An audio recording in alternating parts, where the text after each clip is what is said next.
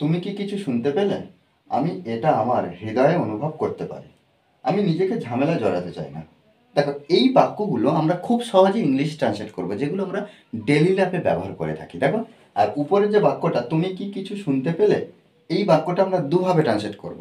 দেখো, এখানে একভাবে করতে পারি, এই যে তুমি কি কিছু শুনতে পেলে, এটা কিন্তু অলরেডি অ্যাকশনটা হয়ে গিয়েছে। ওই জন্য আমরা এখানে প্রথমে ডিড দিয়ে প্রশ্ন করতে পারি, ডিড ইউ হিয়ার? হ্যাঁ, ডিড ইউ হিয়ার সামথিং?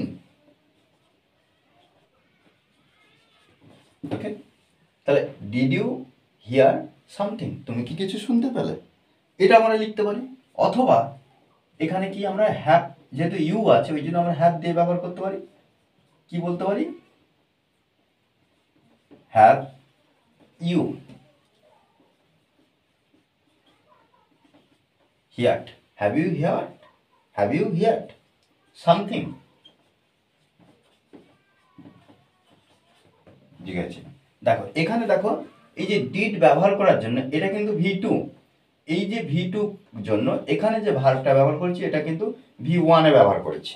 এটা করতে হবে দুটো ভার্ব, অর্থাৎ পাস্ট বলে আমরা এখানে হিয়ার পাস্ট টেন্সে করে দেবো, এটা নয় কিন্তু। এটা করলে ভুল হয়ে যাবে, যেহেতু এখানে পাস্ট টেন্সে আছে এই জন্য এটা কি করলাম, ভি2 করে দিলাম। আর এটা কিন্তু হেল্পিং ভার্ব হিসাবে আমরা জানি পাস্ট ইনডিফিনিট টেন্সে প্রশ্ন করার জন্য পাস্ট ইনডিফিনিট টেন্সে ডিড ব্যবহার করতে হয়, আর যে ভার্বটা থাকে সেই ভার্বটা ভি1-এ করব।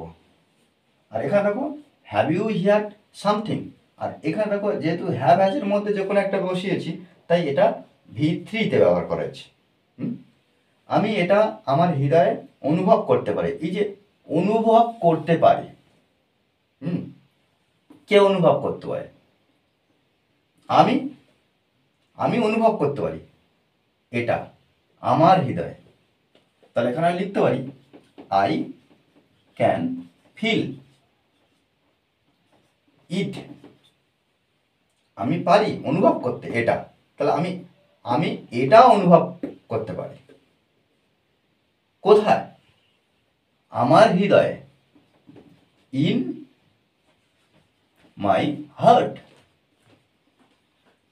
ইন মাই হার্ট, আমার হৃদয়ে।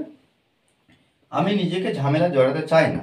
দেখো এখানে এই যে আমি নিজেকে ঝামেলায় জড়াতে চাই না, এই যে ঝামেলা, হ্যাজেল, হ্যাজেল, হ্যাজেল মানে কি? ঝামেলা। তাহলে এখানে দেখো, আর জড়াতে বা জড়ানো, এর ইংরেজি কি? ইনভলভ।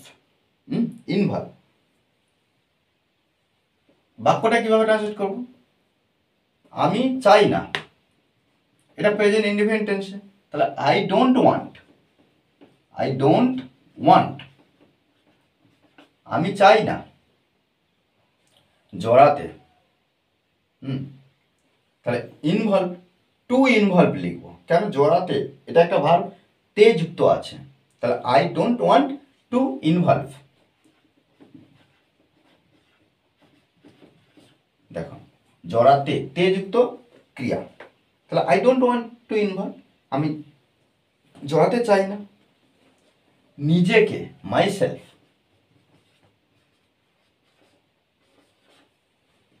মাই সেলফ, নিজেকে ঝামেলায়, তাহলে এখানে দেখো আমরা এটা প্লুরালে লিখতে পারি, ওই জন্য ইন হ্যাজেলস। ওকে, দেখো ইন হ্যাজেলস। তোমাকে এটা কে বললো?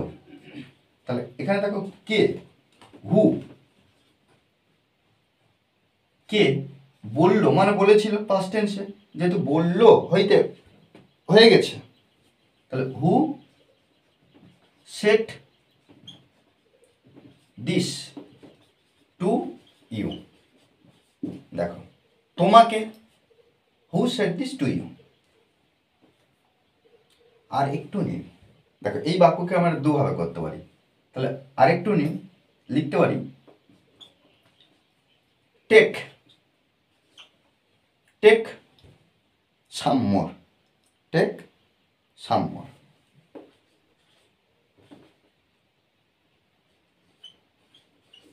দেখো টেক সাম মোর, আচ্ছা মোর,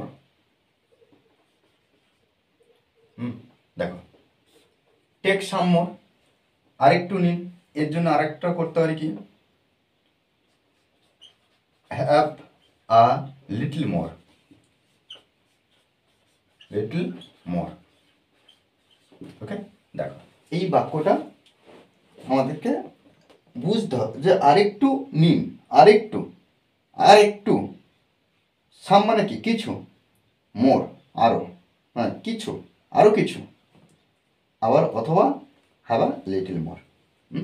দেখো এইভাবে কিন্তু আমাদের অনবরত প্র্যাকটিস করতে হবে, মনে রাখতে হবে যে প্র্যাকটিসের বিকল্প কিছু নেই।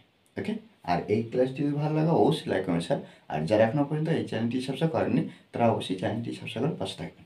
ওকে, thanks for watching this video.